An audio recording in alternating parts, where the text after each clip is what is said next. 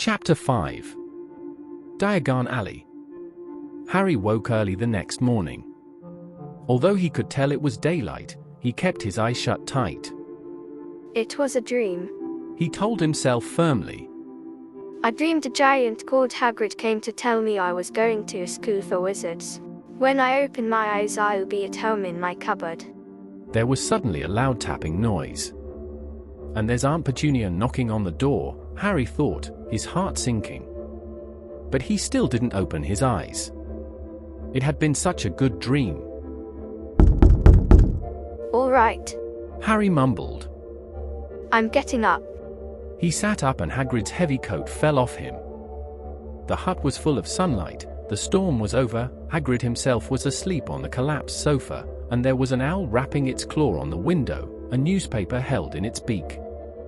Harry scrambled to his feet, so happy he felt as though a large balloon was swelling inside him. He went straight to the window and jerked it open.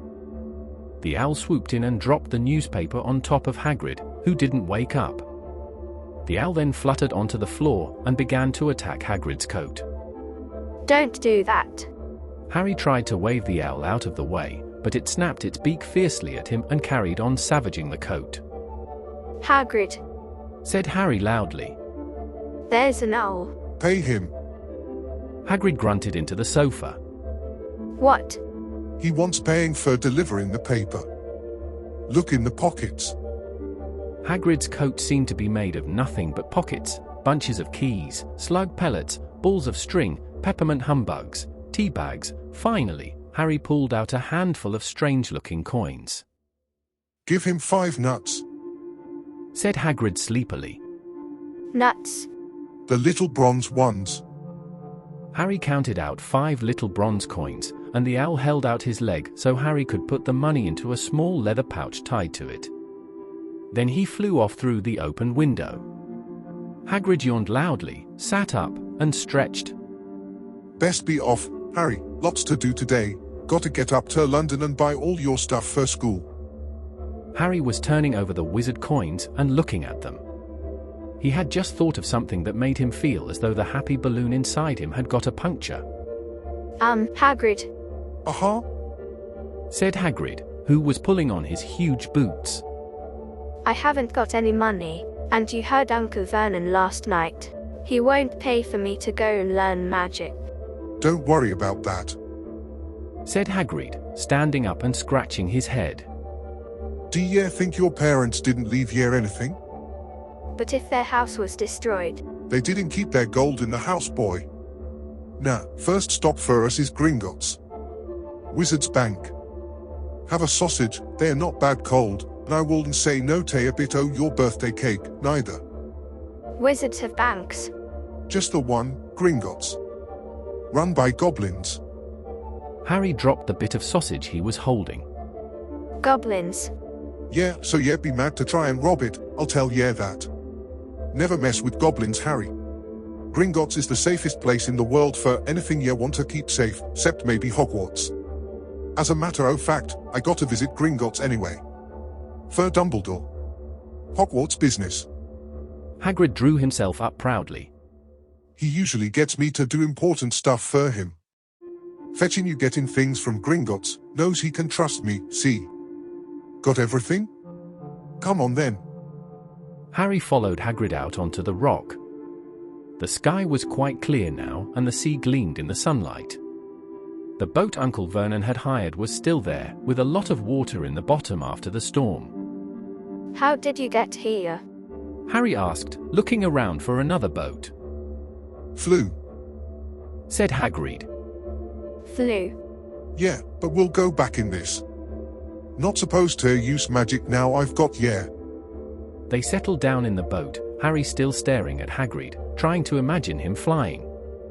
Seems a shame to row though, said Hagrid, giving Harry another of his sideways looks. If I was to, speed things up a bit, would ye mind not mentioning it at Hogwarts?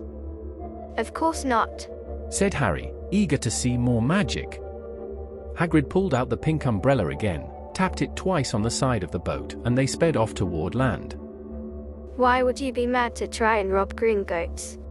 Harry asked. Spells, enchantments. Said Hagrid, unfolding his newspaper as he spoke. They say there's dragons guarding the high-security vaults.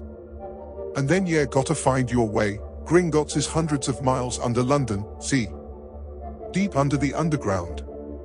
You die of hunger trying to get out, even if you did manage to get your hands on summit. Harry sat and thought about this while Hagrid read his newspaper, The Daily Prophet.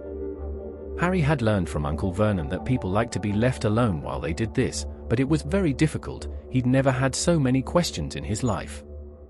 Ministry o' Magic messing things up as usual. Hagrid muttered, turning the page. There's a Ministry of Magic. Harry asked, before he could stop himself. Course. Said Hagrid. They wanted Dumbledore for minister, o' course, but he'd never leave Hogwarts, so old Cornelius Fudge got the job. Bungler if ever there was one. So he pelts Dumbledore with owls every morning, asking for advice. But what does a Ministry of Magic do? Well, their main job is to keep it from the muggles that there's still witches and wizards up and down the country. Why? Why? Blimey, Harry, everyone be wanting magic solutions to their problems. Nah, we're best left alone. At this moment the boat bumped gently into the harbour wall. Hagrid folded up his newspaper, and they clambered up the stone steps onto the street. Passers-by stared a lot at Hagrid as they walked through the little town to the station. Harry couldn't blame them. Not only was Hagrid twice as tall as anyone else, he kept pointing at perfectly ordinary things like parking meters and saying loudly, See that, Harry? Things these muggles dream up, eh? Hagrid, said Harry, panting a bit as he ran to keep up. did you say there are dragons at Gringotts? Well, so they say. Said Hagrid. Crikey, I'd like a dragon. You'd like one. Wanted one ever since I was a kid, here we go. They had reached the station. There was a train to London in 5 minutes' time. Hagrid, who didn't understand muggle money, as he called it, gave the bills to Harry so he could buy their tickets.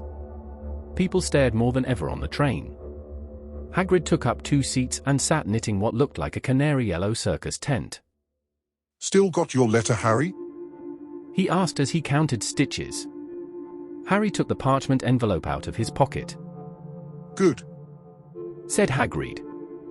There's a list there of everything you need. Harry unfolded a second piece of paper he hadn't noticed the night before, and read. Hogwarts School of Witchcraft and Wizardry. Uniform. First-year students will require 1. 3 sets of plain work robes, black. 2. 1 plain pointed hat, black, 4-day wear.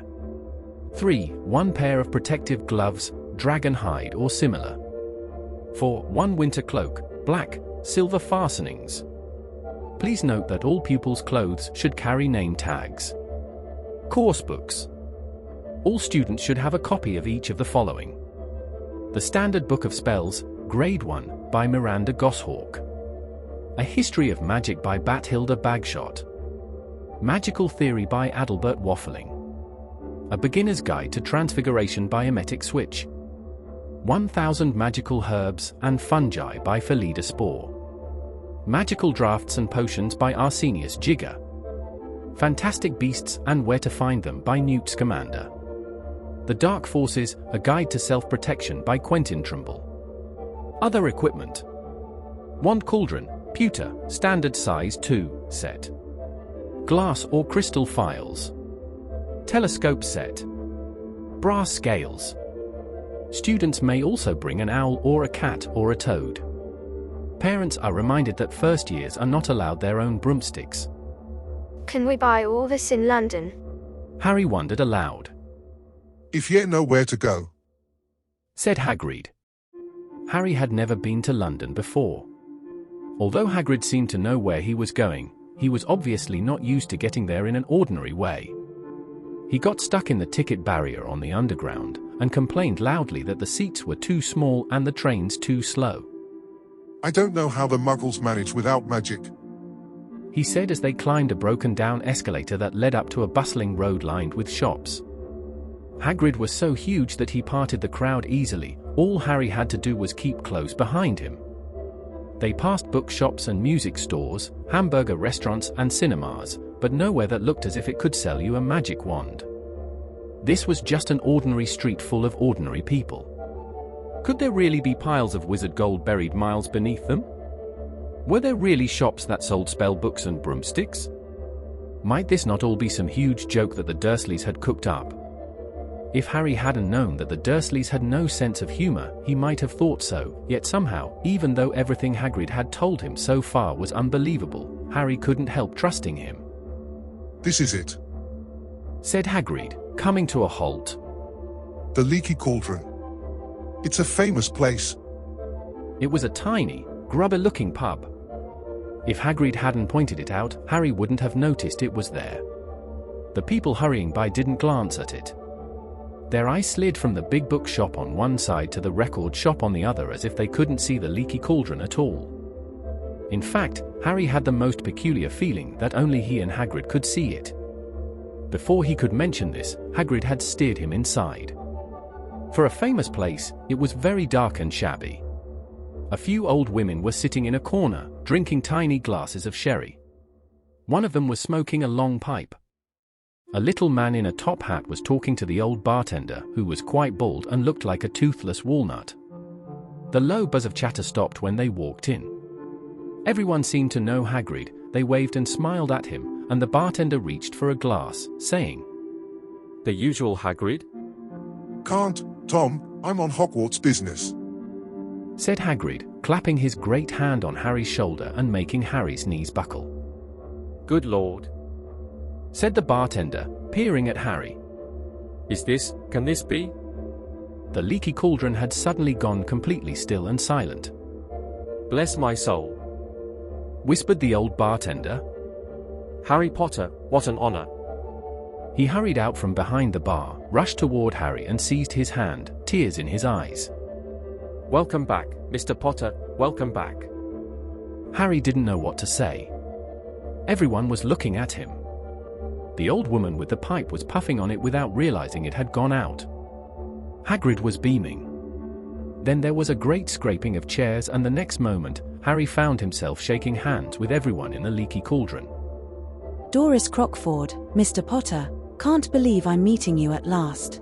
So proud, Mr. Potter, I'm just so proud. Always wanted to shake your hand, I'm all of a flutter. Delighted, Mr. Potter, just can't tell you, Diggle's the name, Daedalus Diggle. I've seen you before, said Harry, as Daedalus Diggle's top hat fell off in his excitement. You bowed to me once in a shop. He remembers, cried Daedalus Diggle, looking around at everyone. Did you hear that? He remembers me. Harry shook hands again and again. Doris Crockford kept coming back for more. A pale young man made his way forward, very nervously. One of his eyes was twitching. Professor Quirrell, said Hagrid. Harry, Professor Quirrell will be one of your teachers at Hogwarts.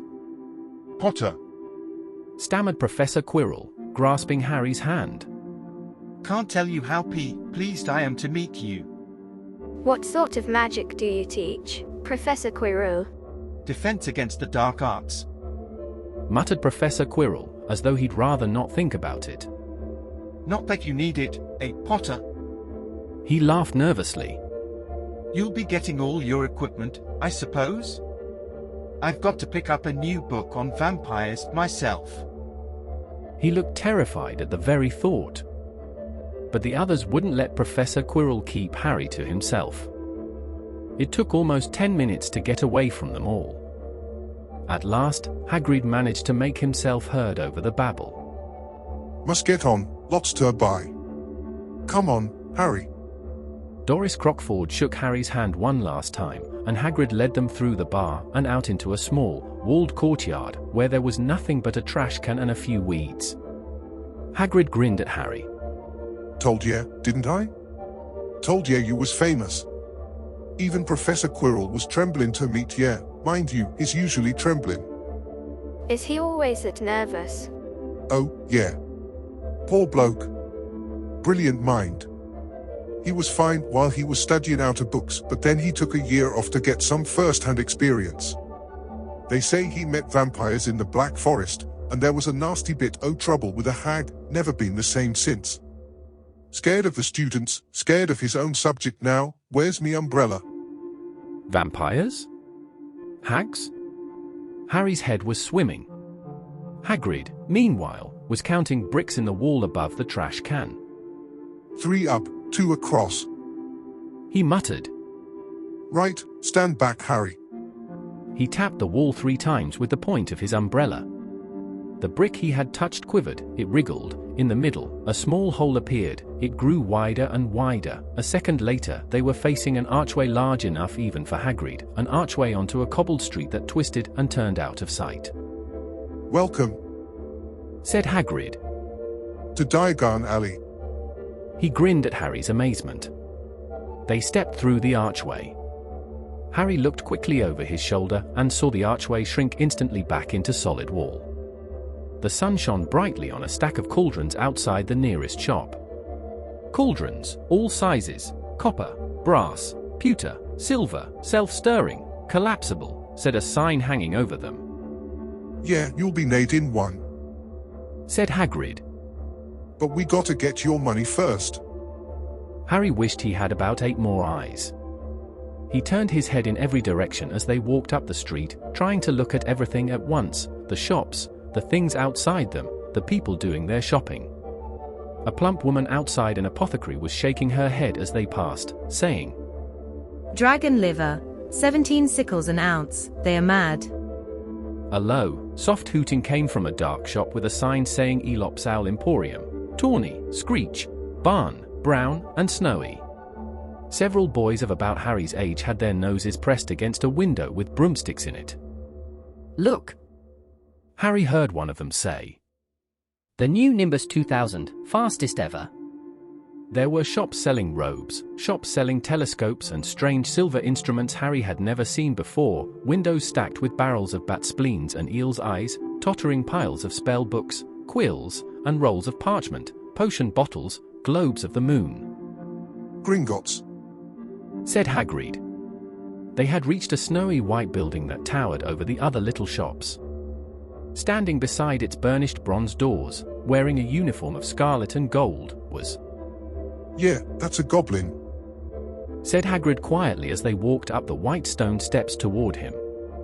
The goblin was about a head shorter than Harry. He had a swarthy, clever face, a pointed beard and, Harry noticed, very long fingers and feet. He bowed as they walked inside. Now they were facing a second pair of doors, silver this time, with words engraved upon them. "Enter, stranger, but take heed of what awaits the sin of greed. For those who take, but do not earn, must pay most dearly in their turn. So if you seek beneath our floors a treasure that was never yours, thief, you have been warned, beware of finding more than treasure there." Like I said, yeah, be mad to try and rob it, said Hagrid. A pair of goblins bowed them through the silver doors, and they were in a vast marble hall. About 100 more goblins were sitting on high stools behind a long counter, scribbling in large ledgers, weighing coins in brass scales, examining precious stones through eyeglasses. There were too many doors to count leading off the hall, and yet more goblins were showing people in and out of these. Hagrid and Harry made for the counter. "Morning," said Hagrid to a free goblin. "We've come to take some money out of Mr. Harry Potter's safe." "You have his key, sir." "Got it here somewhere," said Hagrid, and he started emptying his pockets onto the counter, scattering a handful of moldy dog biscuits over the goblin's book of numbers. The goblin wrinkled his nose. Harry watched the goblin on their right weighing a pile of rubies as big as glowing coals. "Got it," said Hagrid at last, holding up a tiny golden key. The goblin looked at it closely. "That seems to be in order." "And I've also got a letter here from Professor Dumbledore," said Hagrid importantly, throwing out his chest. "It's about the you-know-what in Vault 713. The goblin read the letter carefully. "Very well," he said, handing it back to Hagrid. I will have someone take you down to both vaults. Griphook. Griphook was yet another goblin. Once Hagrid had crammed all the dog biscuits back inside his pockets, he and Harry followed Griphook toward one of the doors leading off the hall. What's the you-know-what in Vault 713? Harry asked. Can't tell ye that. Said Hagrid mysteriously. Very secret. Hogwarts business. Dumbledore's trusted me. More'n my job's worth to tell ye that. Griphook held the door open for them. Harry, who had expected more marble, was surprised. They were in a narrow stone passageway lit with flaming torches. It sloped steeply downward and there were little railway tracks on the floor. Griphook whistled and a small cart came hurtling up the tracks toward them. They climbed in a Hagrid with some difficulty and were off. At first they just hurtled through a maze of twisting passages. Harry tried to remember: left, right, right, left, middle fork, right, left, but it was impossible. The rattling cart seemed to know its own way because Griphook wasn't steering. Harry's eyes stung as the cold air rushed past them, but he kept them wide open. Once, he thought he saw a burst of fire at the end of a passage and twisted around to see if it was a dragon, but too late, they plunged even deeper, passing an underground lake where huge stalactites and stalagmites grew from the ceiling and floor. I never know. Harry called to Hagrid over the noise of the cart. What's the difference between a stalagmite and a stalactite? Stalagmite's got an M in it. Said Hagrid. And don't ask me questions just now, I think I'm gonna be sick. He did look very green, and when the cart stopped at last beside a small door in the passage wall, Hagrid got out and had to lean against the wall to stop his knees from trembling. Griphook unlocked the door. A lot of green smoke came billowing out, and as it cleared, Harry gasped. Inside were mounds of gold coins, columns of silver, heaps of little bronze nuts. All yours, smiled Hagrid. All Harry's. It was incredible. The Dursleys couldn't have known about this or they'd have had it from him faster than blinking. How often had they complained how much Harry cost them to keep? And all the time there had been a small fortune belonging to him, buried deep under London. Hagrid helped Harry pile some of it into a bag. The gold ones are galleons, he explained. 17 silver sickles to a galleon and 29 nuts to a sickle. It's easy enough. Right, that should be enough for a couple o' terms. We'll keep the rest safe for ye. He turned to Griphook. Vault 713 now, please, and can we go more slowly? One speed only, said Griphook. They were going even deeper now and gathering speed. The air became colder and colder as they hurtled round tight corners. They went rattling over an underground ravine, and Harry leaned over the side to try to see what was down at the dark bottom, but Hagrid groaned and pulled him back by the scruff of his neck. Vault 713 had no keyhole. Stand back, said Griphook importantly. He stroked the door gently with one of his long fingers and it simply melted away. If anyone but a Gringotts goblin tried that, they'd be sucked through the door and trapped in there, said Griphook. How often do you check to see if anyone's inside? Harry asked. About once every 10 years, said Griphook with a rather nasty grin. Something really extraordinary had to be inside this top security vault, Harry was sure, and he leaned forward eagerly, expecting to see fabulous jewels at the very least, but at first he thought it was empty. Then he noticed a grubby little package wrapped up in brown paper lying on the floor. Hagrid picked it up and tucked it deep inside his coat. Harry longed to know what it was, but knew better than to ask. Come on, back in this infernal cart, and don't talk to me on the way back. It's best if I keep me mouth shut, said Hagrid. One wild cart ride later they stood blinking in the sunlight outside Gringotts. Harry didn't know where to run first now that he had a bag full of money. He didn't have to know how many galleons there were to a pound to know that he was holding more money than he'd had in his whole life, more money than even Dudley had ever had. Might as well get your uniform, said Hagrid, nodding toward Madame Malkin's robes for all occasions. Listen, Harry, would ye mind if I slipped off for a pick-me-up in the Leaky Cauldron? I hate them Gringotts carts. He did still look a bit sick, so Harry entered Madame Malkin's shop alone, feeling nervous. Madame Malkin was a squat, smiling witch dressed all in mauve. Hogwarts, clear. She said, when Harry started to speak.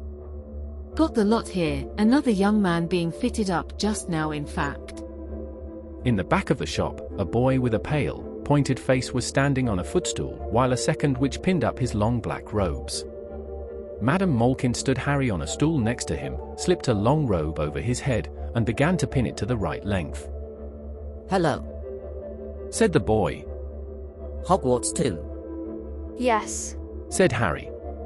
my father's next door buying my books and mother's up the street looking at wands, said the boy. He had a bored, drawling voice. then I'm going to drag them off to Tucket racing brooms. I don't see why first years can't have their own. I think I'll bully father into getting me one and I'll smuggle it in somehow. Harry was strongly reminded of Dudley. Have you got your own broom? The boy went on. No. Said Harry. Play Quidditch at all? No. Harry said again, wondering what on earth Quidditch could be. I do. Father says it's a crime if I'm not picked to play for my house, and I must say, I agree. Know what house you'll be in yet?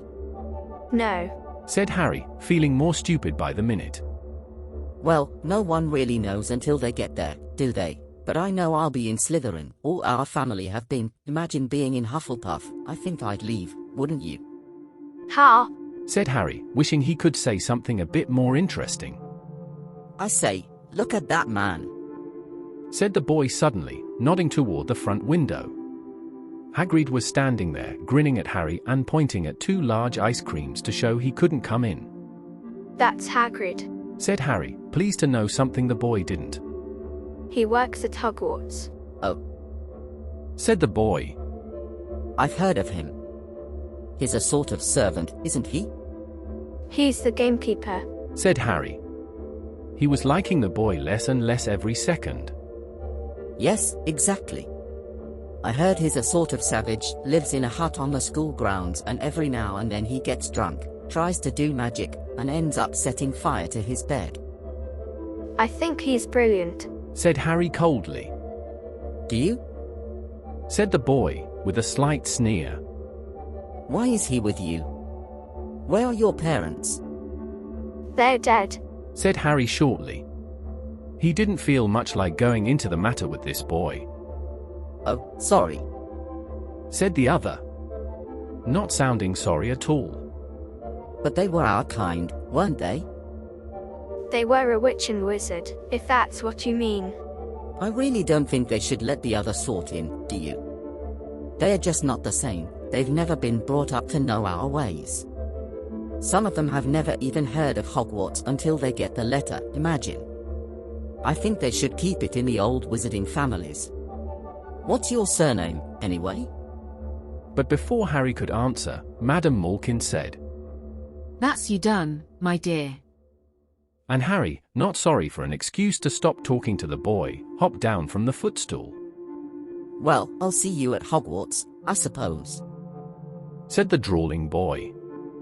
Harry was rather quiet as he ate the ice cream Hagrid had bought him, chocolate and raspberry with chopped nuts. What's up? Said Hagrid. Nothing. Harry lied. They stopped to buy parchment and quills. Harry cheered up a bit when he found a bottle of ink that changed color as you wrote. When they had left the shop, he said, Hagrid, what's Quidditch? Blimey, Harry, I keep forgetting how little ye know and not knowing about Quidditch. Don't make me feel worse. Said Harry. He told Hagrid about the paid boy in Madame Malkin's. And he said people from Muggle families shouldn't even be allowed in. You're not from a Muggle family.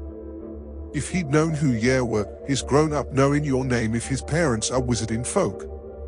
You saw what everyone in the Leaky Cauldron was like when they saw ye. Anyway, what does he know about it? Some o' the best I ever saw were the only ones with magic in a long line o' muggles. Look at your mum. Look what she had for her sister. So what is Quidditch? It's our sport. Wizard sport. It's like soccer in the muggle world. Everyone follows Quidditch, played up in the air on broomsticks, and there's 4 balls, sorta hard to explain the rules. And what are Slytherin and Hufflepuff? Schoolhouses. There's 4. Everyone says Hufflepuff are a lot o' duffers, but I bet I'm in Hufflepuff, said Harry gloomily. better Hufflepuff than Slytherin, said Hagrid darkly. There's not a single witch or wizard who went bad who wasn't in Slytherin. You know who was one. Vol, sorry, you know who was at Hogwarts?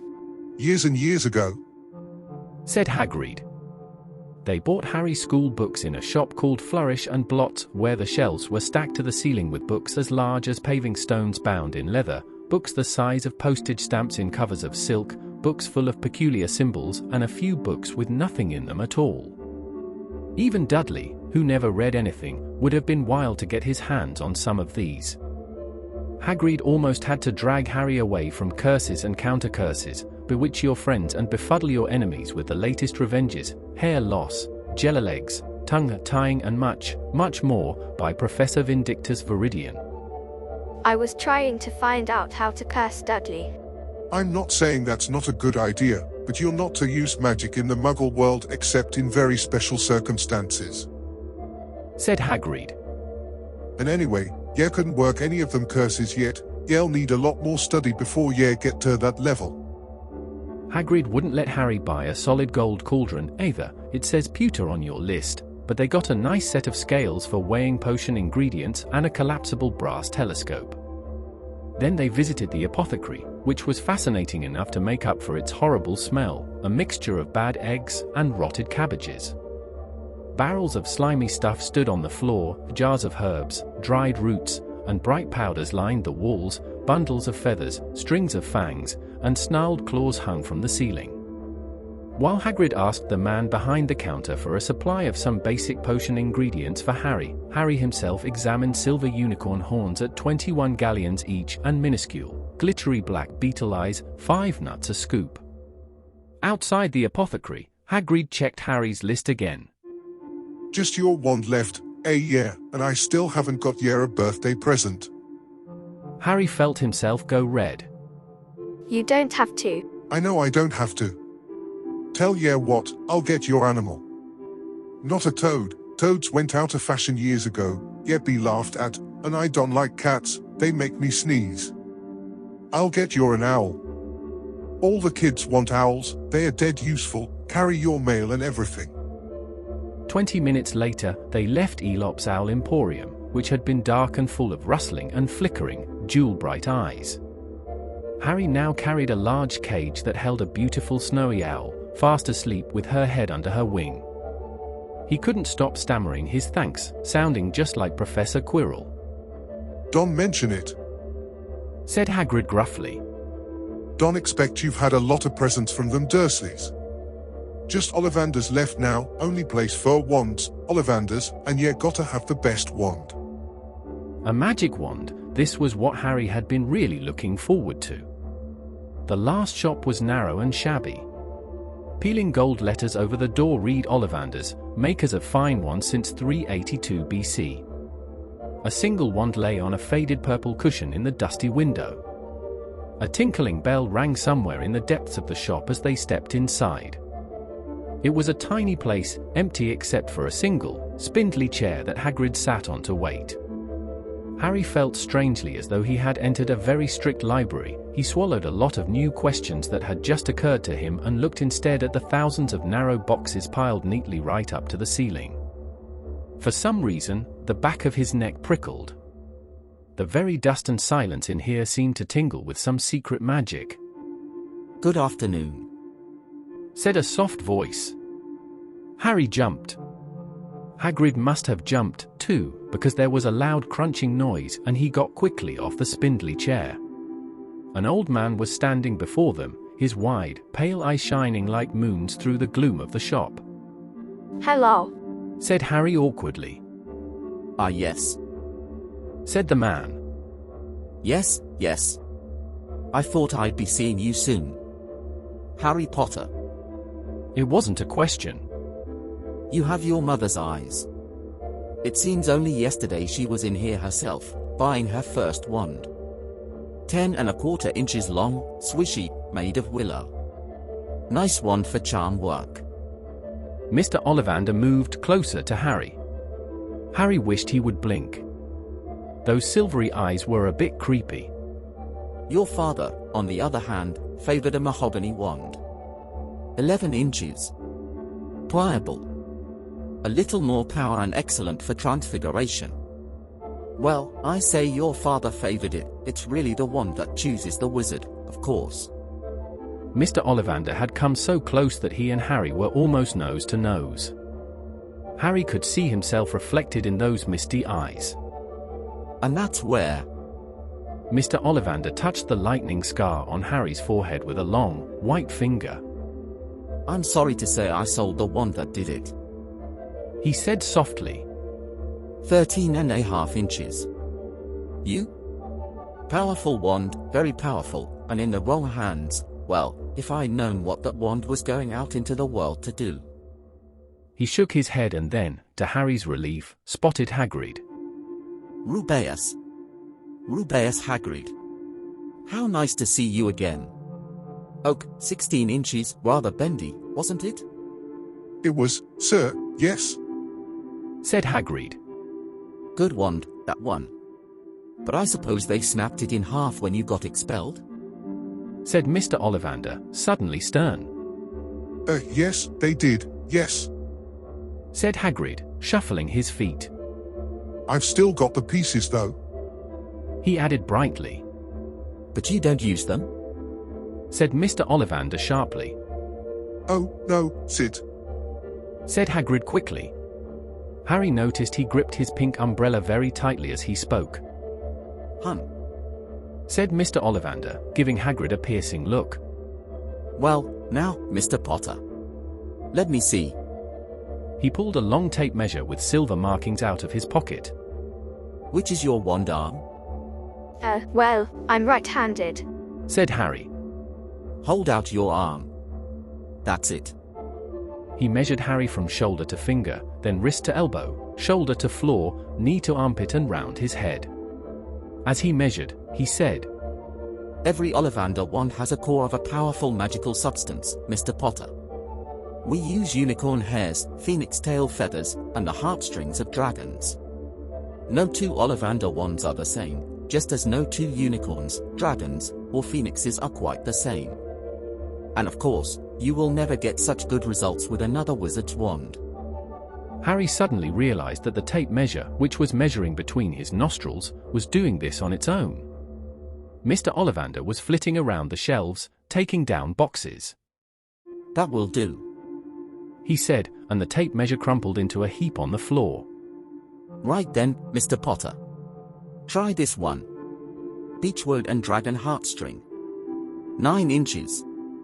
Nice and flexible. Just take it and give it a wave. Harry took the wand and, feeling foolish, waved it around a bit, but Mr. Ollivander snatched it out of his hand almost at once. Maple and phoenix feather. 7 inches. Quite whippy. Try. Harry tried, but he had hardly raised the wand when it too was snatched back by Mr. Ollivander. No, here, ebony and unicorn hair, 8½ inches, springy. Go on, try it out. Harry tried. And tried. He had no idea what Mr. Ollivander was waiting for. The pile of tried wands was mounting higher and higher on the spindly chair, but the more wands Mr. Ollivander pulled from the shelves, the happier he seemed to become. Tricky customer, eh? Not to worry, we'll find the perfect match here somewhere. I wonder, now, yes, why not? Unusual combination, holly and phoenix feather, 11 inches, nice and supple. Harry took the wand. He felt a sudden warmth in his fingers. He raised the wand above his head, brought it swishing down through the dusty air, and a stream of red and gold sparks shot from the end like a firework, throwing dancing spots of light onto the walls. Hagrid whooped and clapped and Mr. Ollivander cried. Oh, bravo! Yes indeed, oh, very good. Well, how curious, how very curious. He put Harry's wand back into its box and wrapped it in brown paper, still muttering. Curious, curious, Sorry, said Harry. but what's curious? Mr. Ollivander fixed Harry with his pale stare. I remember every wand I've ever sold, Mr. Potter. Every single wand. It so happens that the phoenix whose tail feather is in your wand gave another feather, just one other.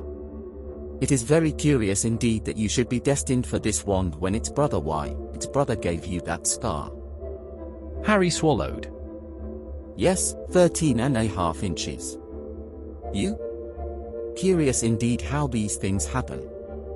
The wand chooses the wizard, remember. I think we must expect great things from you, Mr. Potter. After all, he who must not be named did great things, terrible, yes, but great. Harry shivered. He wasn't sure he liked Mr. Ollivander too much. He paid 7 gold galleons for his wand, and Mr. Ollivander bowed them from his shop. The late afternoon sun hung low in the sky as Harry and Hagrid made their way back down Diagon Alley, back through the wall, back through the Leaky Cauldron, now empty. Harry didn't speak at all as they walked down the road. He didn't even notice how much people were gawking at them on the underground, laden as they were with all their funny-shaped packages, with the snowy owl asleep in its cage on Harry's lap. Up another escalator, out into Paddington Station, Harry only realized where they were when Hagrid tapped him on the shoulder. Got time for a bite to eat before your train leaves? He said. He bought Harry a hamburger, and they sat down on plastic seats to eat them. Harry kept looking around. Everything looked so strange, somehow. You all right, Harry? You're very quiet, said Hagrid. Harry wasn't sure he could explain. He'd just had the best birthday of his life, and yet, he chewed his hamburger, trying to find the words. Everyone thinks I'm special, he said at last. All those people in the Leaky Cauldron, Professor Quirrell, Mr. Ollivander. But I don't know anything about magic at all. How can they expect great things? I'm famous and I can't even remember what I'm famous for. I don't know what happened when the night my parents died. Hagrid leaned across the table. Behind the wild beard and eyebrows he wore a very kind smile. Don't you worry, Harry. You'll learn fast enough. Everyone starts at the beginning at Hogwarts. You'll be just fine. Just be yourself. I know it's hard. You have been singled out, and that's always hard. But you'll have a great time at Hogwarts. I did, still do, matter of fact. Hagrid helped Harry onto the train that would take him back to the Dursleys, then handed him an envelope. Your ticket for Hogwarts, he said. 1st of September, King's Cross, it's all on your ticket. Any problems with the Dursleys, send me a letter with your owl, she'll know where to find me. See ya soon, Harry. The train pulled out of the station. Harry wanted to watch Hagrid until he was out of sight. He rose in his seat and pressed his nose against the window, but he blinked and Hagrid had gone.